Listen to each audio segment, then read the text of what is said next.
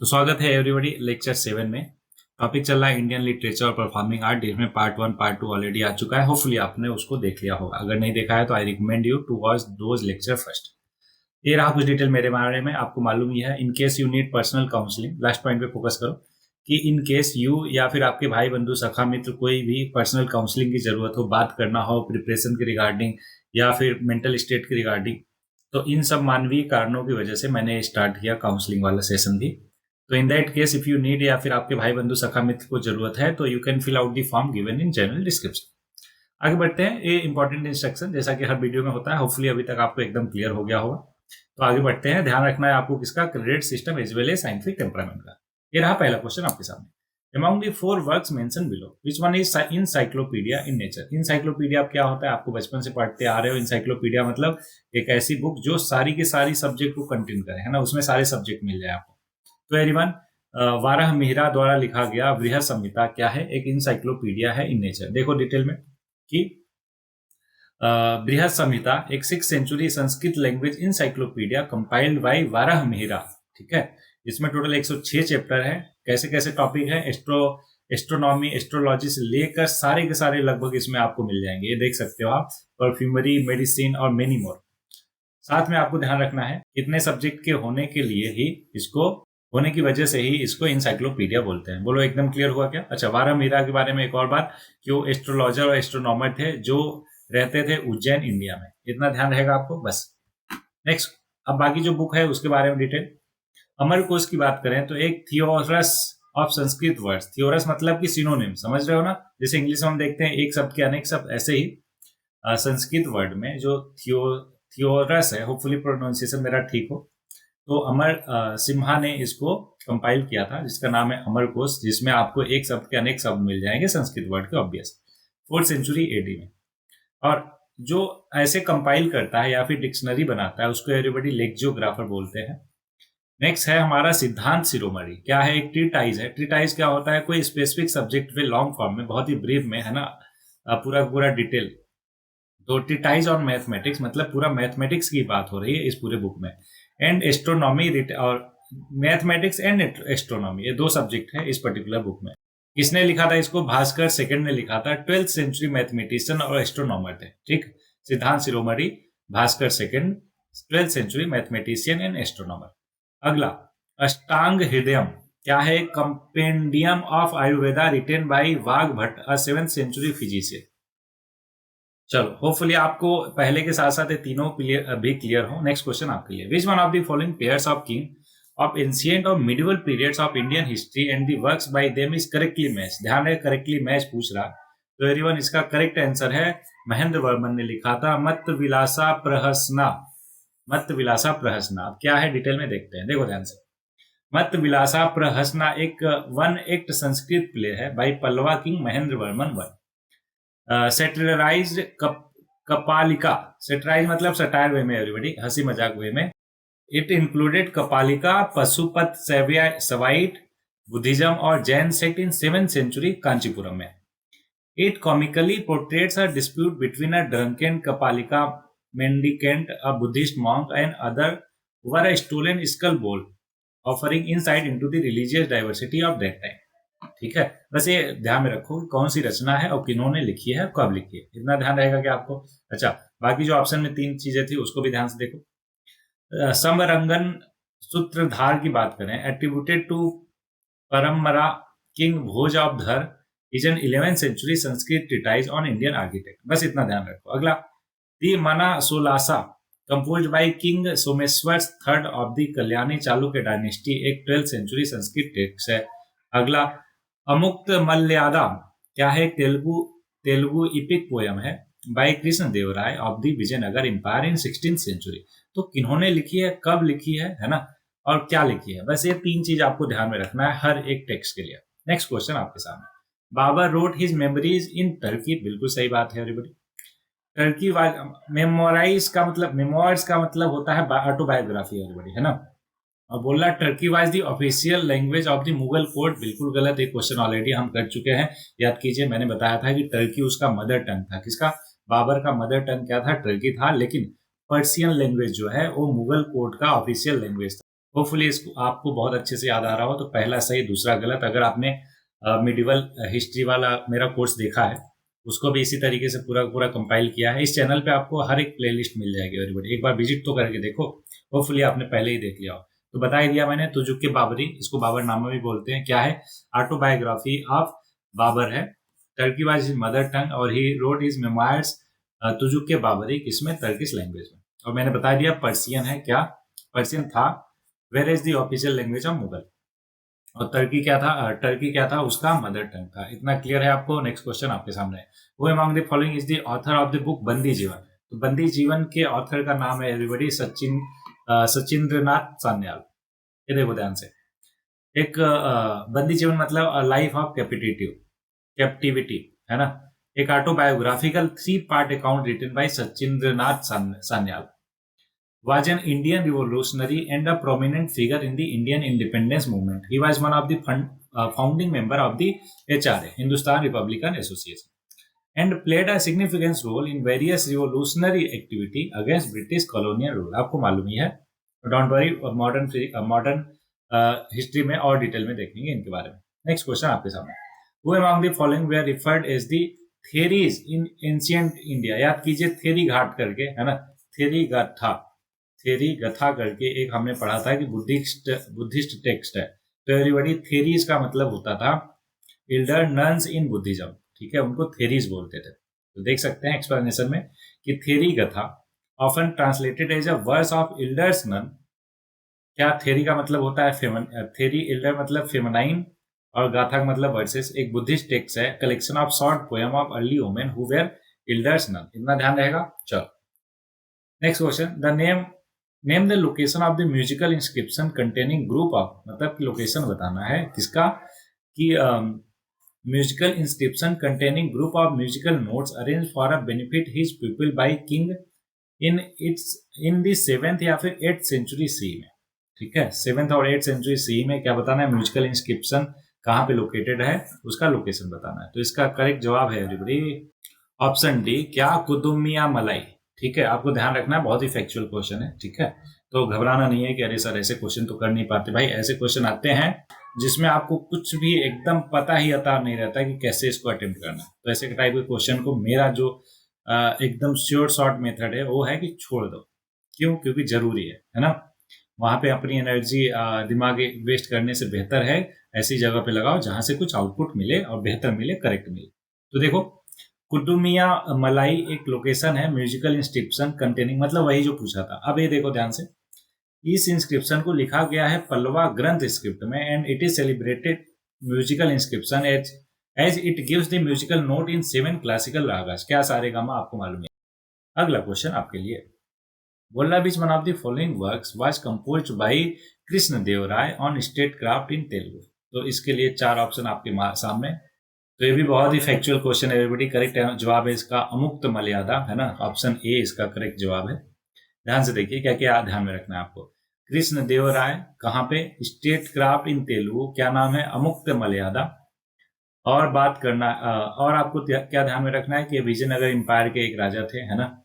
और story of marriage between the divine princess Amuktamalyada and the earthly king Vishnu Chitta, क्या है इस बुक का डिस्क्रिप्शन है कि बुक में आपको क्या मिलेगा। और आगे बोल रहा कि while the poem primarily focuses on the themes of love and devotion, it also contains valuable insight into governance, administration और statecraft.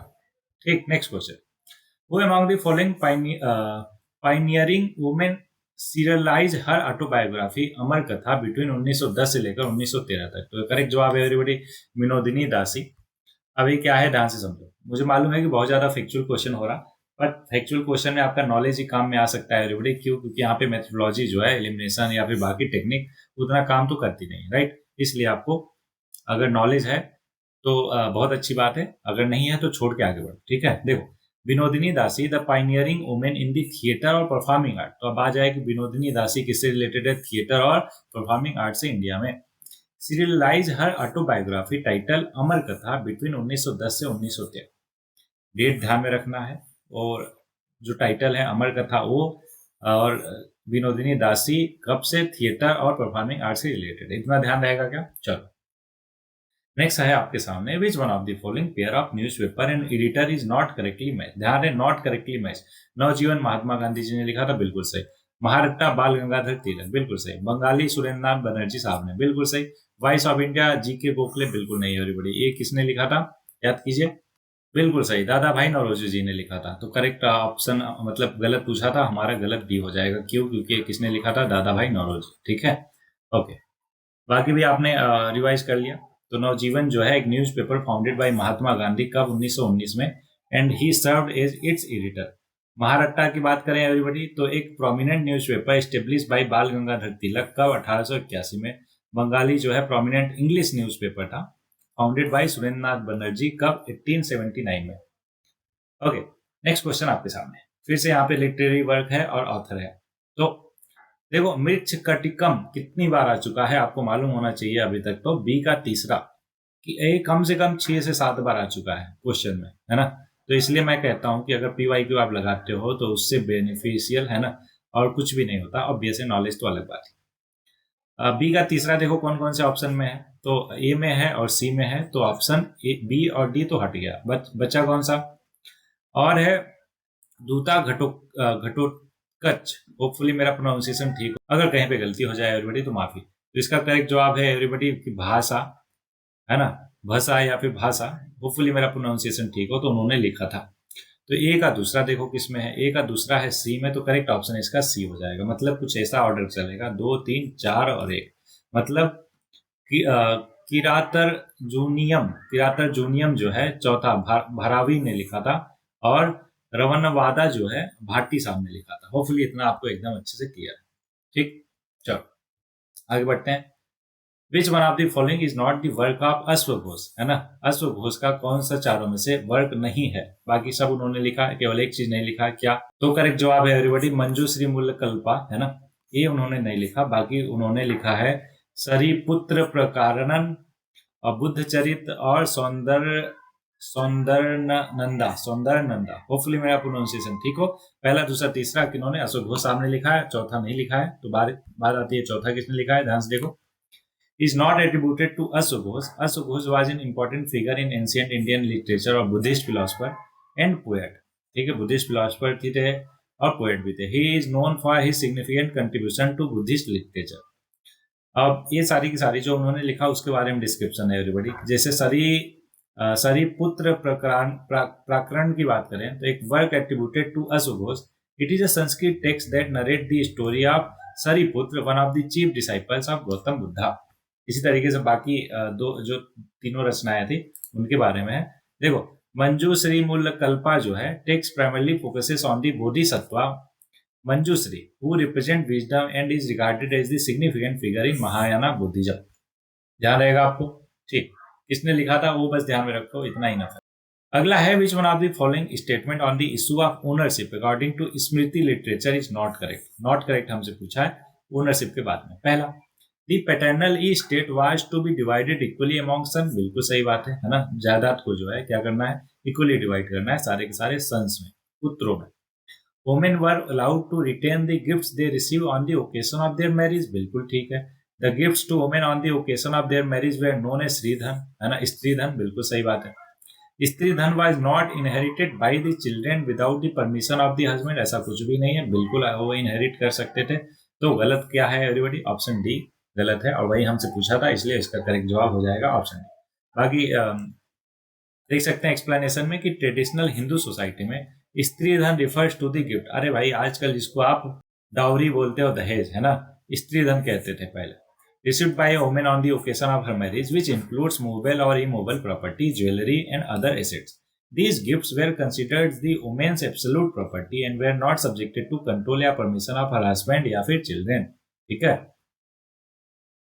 एक बार और क्वेश्चन को देखते हैं। हमसे नॉट करेक्ट ही पूछा था ना, ठीक है, तो ऑप्शन डी जो है नॉट करेक्ट हो जाएगा। Next question everybody. ऑथर है, पोएटिक वर्क है, ध्यान समझो। यहाँ पे कोई आपको फैमिलियर दिख रहा है क्या? ऑथर में देखो, कोई फैमिलियर दिख रहा? नहीं दिख रहा। अच्छा, तो पोएटिकल वर्क देख लो, कोई फैमिलियर दिख रहा? इसमें भी नहीं दिख रहा। कोई बात नहीं, तो काम करेंगे, इसका डायरेक्ट आंसर देख लेंगे।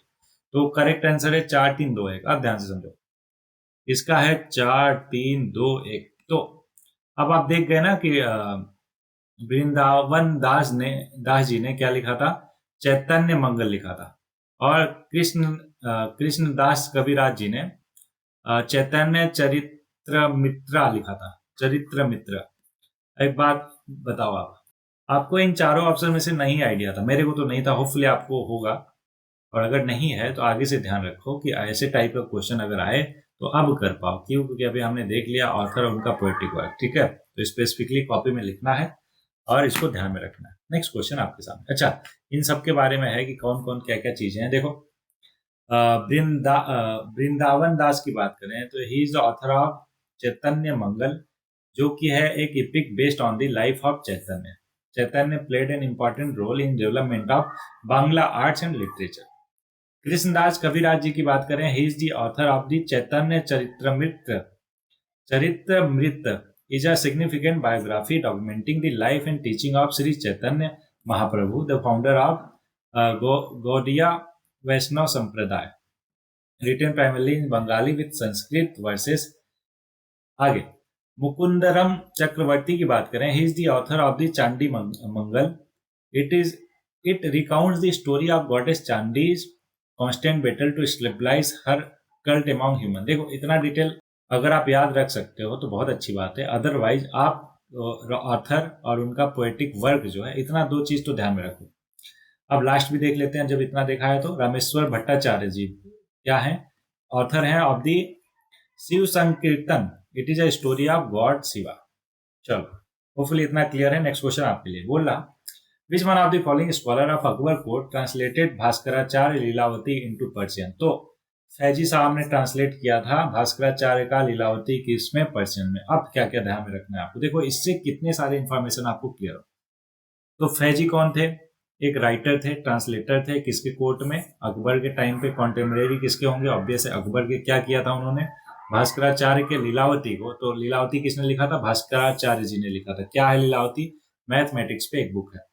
इसको मैं पर्शियन में कन्वर्ट किया किसने? फैजी ने। देखो, इस पर्टिकुलर क्वेश्चन से कितने सारे आपके स्टेटमेंट है ना, कितनी सारी चीजें क्लियर हो रही। तो इस मैनर में हमें एवरीबडी हर एक स्टेटमेंट को पढ़ना है, यूपीएससी का चाहे क्वेश्चन हुआ, चाहे उसका ऑप्शन हुआ या statement. Is that clear? Good. देखो, फैजी अ रिनोड पोएट और scholar in the court of emperor Akbar, translate किया किसको? Bhaskaracharya Lilavati into Persian Lilavati, a mathematical treatise written in Sanskrit, focus on arithmetic और अलजेब्रा। इतना ध्यान रहेगा। चलो, next question. Consider the following statement about Patanjali Mahabhashya. Patanjali के महाभाष्य के बारे में दो स्टेटमेंट है, करेक्ट बताना। पहला, it makes a mention of Kautilya. बिल्कुल नहीं, कहीं पे भी नहीं मिलता है महाभाष्य पतंजलि में कौटिल्य। कौटिल्य मतलब कौन? चाणक्य, है ना, उनके बारे में कोई भी चीज नहीं मिलता है। तो इसलिए पहला गलत, पहला गलत, तो ये और सी हो जाएगा। आपको कैसे पता? सर पढ़ा इसलिए। अगला है, it is a book on grammar and refers to historical personality only incidentally. तो बिल्कुल सही है एवरीबॉडी, डी वाला स्टेटमेंट सही है, बाकी ए गलत है। देखो, Kautilya also known as Chanakya was a renowned ancient Indian economics philosopher और एडवाइजर टू चंद्रगुप्त मौर्य। सभी को पता है। दूसरा करेक्ट है, क्यों? क्योंकि Patanjali Mahabhashya primarily focus on grammar और linguistic analysis. While it provides explanation or example related to language, it does not extensively refer to historical personality या फिर event. Next question. The painted illustration of the moving of the Ashoka pillar at Topara is found in. तो everyone, ये भी बहुत ही factual question है। Correct जवाब है option C, सीरत फिरोज शाही। होपफुली आपको ध्यान रहे। ठीक, देख सकते हैं इसका एक्सप्लेनेशन कि painted illustration of the moving of the Ashoka pillar at Topara can be found in the book Sirat Firuz Shahi. Book is historical work written by कौन? Ziauddin Baroni, focusing on the reign of Sultan Firoz Shah Tughlaq and the history of Tughlaq dynasty. Next है, the biography of Sheikh Muinuddin Chishti, authored by Jahanara, is known as, उसको क्या बोलते हैं? उसको बोलते हैं everybody मुनीस अल अरवाह। पहला option. बहुत ही फैक्चुअल क्वेश्चन ये सारे हो रहे हैं, मुझे मालूम है, लेकिन आपको क्या करना है? ध्यान रखना है, ठीक है। देखो, मुनील अल अराहा एक बायोग्राफी है किसका? शेख मोइनुद्दीन चिश्ती का, एक prominent Sufi saint, written by Jahanara Begum. Jahanara Begum कौन थी? डॉटर थी इंपरर शाहजहां और सिस्टर थी औरंगजेब की। The book provide insight into the life, teaching and spiritual practices of Sheikh Moinuddin Chishti. अब कुछ इंपॉर्टेंट पॉइंट ध्यान में रखना है मेजर सूफी ऑर्डर के बारे में। जैसे चिश्ती ऑर्डर क्या होता था, founded by Khwaja Sheikh Moinuddin Chishti, emphasises unity with God and pacifism. Suhrawardi order की बात करें तो stabilise by Sheikh Shahabuddin Suhrawardi Maqtul, hopefully pronunciation मेरा ठीक हो, maintaining a closer relationship with the ruling authority. अब नक्शबंदी ऑर्डर क्या था, founded by Khwaja Bahauddin Naqshband, emphasises adherence to the sharia law, मतलब इस्लामिक लॉ जो होता है उसको एम्फेसाइज किया। और कादिरिया ऑर्डर की बात करें तो पॉपुलर इन पंजाब में, founded by Sheikh Abdul Qadir of Badaun, known for their support of the Mughal empire under Akbar rule. इतना आई होप कि ध्यान रहे आपको। नेक्स्ट क्वेश्चन आपके सामने, विच one of the following statement about the famous text of Panchatantra. आपको पता है पंचतंत्र क्या है, छोटी छोटी स्टोरीज है जिसके हेल्प से जिसके वजह से बहुत सारी चीजें सीखने को मिलती है, मोरल ज्ञान, मोरल नॉलेज, राइट। बस देख लो ऑप्शन में कौन सा है। तो ऑप्शन डी बोला, it is a text showing through illustration what should and should not be done. बिल्कुल सही है, तो ऑप्शन डी हो जाएगा पंचतंत्र का मर्म, है ना, इस कहानी से आपको क्या सीख मिलती है। तो पंचतंत्र एक collection of Indian animal fables that was compiled in Sanskrit. The collection is attributed to Vishnu Sharma but the original author is unknown. The Panchatantra एक डिडैक्टिक टेक्स्ट है, meaning that is intended to teach a moral lesson, है ना, moral lesson सिखाने के लिए इसको use किया गया। The story in Panchatantra are often humorous और entertaining but they also contain valuable insight into human nature और nature of the world. Okay, next है कि the work Siyar ul Mutakherin which describe the battle of Plassey 1757 was written by. Everyone, मुझे मालूम है कि बहुत ज्यादा फैक्चुअल हो रहा है, लेकिन अब क्या कर सकते हैं, आपको ध्यान रखना ही रखना पड़ेगा। तो इसका भी सही जवाब है गुलाम हुसैन खान, करेक्ट ऑप्शन है सी, है ना। आपको बस ध्यान रखना है कि सियार उल मुताखिरीन जो है गुलाम हुसैन खान साहब ने लिखा था, तब 18th सेंचुरी बंगाल में। He was 18th century Persian historian who served in the court of Nawab Sirajuddaulah, the last independent Nawab of Bengal। अब इसके बारे में, इस बुक के बारे में जान लो। It is in 3 volumes. Volume 1 gives an account of the geography, climate, animal, court, saint और उलामा और इस्माल। इतना याद नहीं रखना, बस ये याद रखो किसने लिखा, कब लिखा, कहाँ पे लिखा, ठीक है। और 3 वॉल्यूम में है। नेक्स्ट क्वेश्चन आपके सामने, क्यों, मुझे पता है ना कि भले ही मैंने प्रोवाइड तो कर दिया है लेकिन आप ध्यान नहीं रख पाओगे। अगर कर सकते हो तो बहुत अच्छी बात है, बिल्कुल कीजिए, जरूर कीजिए। ओके, नेक्स्ट क्वेश्चन पे आगे बढ़ते हैं। During the 19th century who among the following wrote Shatapatre series. क्या सतपत्र सीरीज, तो किसने लिखा था एवरीबॉडी, तो देशमुख साहब ने लिखा था। तो ऑप्शन क्या है, डी है। अब ये क्या है, ध्यान से समझो। Gopal Hari Deshmukh, also known as Lokhitwadi, उनका पेन नेम लोक हितवादी था। जैसे मेरा नाम है अमृत और पेन नेम भी मेरा अमृत है, राइट। तो सेम मैनर में गोपाल हरि देशमुख जब कुछ भी लिखते थे उसके नीचे लोक हितवादी लिखते थे, मतलब उनका पेन नेम, ठीक है। मराठी सोशल रिफॉर्मर थे, राइटर और जर्नलिस्ट थे। He wrote a series of article under the pen name Lok Hitwadi, बता ही दिया, which were publish in the weekly Prabhakar. These articles were later compiled into a book called Shatapatre series. अब क्या है ये समझो। This series was a collection of essay on social reform, education और economic development. Okay, so Deshmukh argued that India needed to undergo a period of social reform in order to achieve progress. He advocated for the abolition of child marriage, the promotion of widow remarriage, and the education of women. He also argued that India needed to develop its own industry in order to become self-sufficient. It helped to raise awareness of the need for social reform and it inspire others to work for change. मतलब generic चीजें हैं, common sense वाली, तो आप वैसे भी कर सकते हो। लास्ट क्वेश्चन है एवरीबॉडी इस पूरे की पूरे सीरीज का, कि who among the following wrote philosophy of the bomb. तो फिलॉसफी ऑफ द बम को लिखा था, आप लोगों को लग रहा होगा भगत सिंह जी ने लिखा था, बिल्कुल गलत। उसको लिखा था एवरीबॉडी भगवती चरण वोहरा साहब ने, ठीक है। तो ऑप्शन करेक्ट है सी। ध्यान से देखिए कि भगवती चरण Vohra was a revolutionary who was a member of the HSRA, क्या Hindustan socialist Republic association. He was the author of the famous article titled The Philosophy of the Bomb, which was published in 1930. Vohra argued that British Raj was a brutal and oppressive regime and that violence was the only way to overthrow it. Hopefully यहाँ तक आपको बहुत ही अच्छे से clear हो गया होगा। So everyone, इतने ही क्वेश्चन थे इस पूरे सीरीज में। जैसे कि लास्ट में 2 लाइन रहती है, तो आज के लिए 2 लाइन है कि ये मैंने ही लिखी है, ध्यान समझिएगा। नया लिबास पहन चल पड़ा मुसाफिर फिर उधर, नया लिबास पहन चल पड़ा मुसाफिर फिर उधर, हर शिखर के बाद मिलता उसे एक और शिखर, मुशक्कत करता कई पैतरे आजमाता बारंबार, वो पाता खुद को तन्हा लेकिन आता और निखर। होपफुली एवरीवन अच्छा लगा हो। तो इन्हीं शब्दों के साथ इस लेक्चर में बस इतना ही, मिलते हैं नए लेक्चर में, तब तक पढ़ते रहिए, आगे बढ़ते रहिए।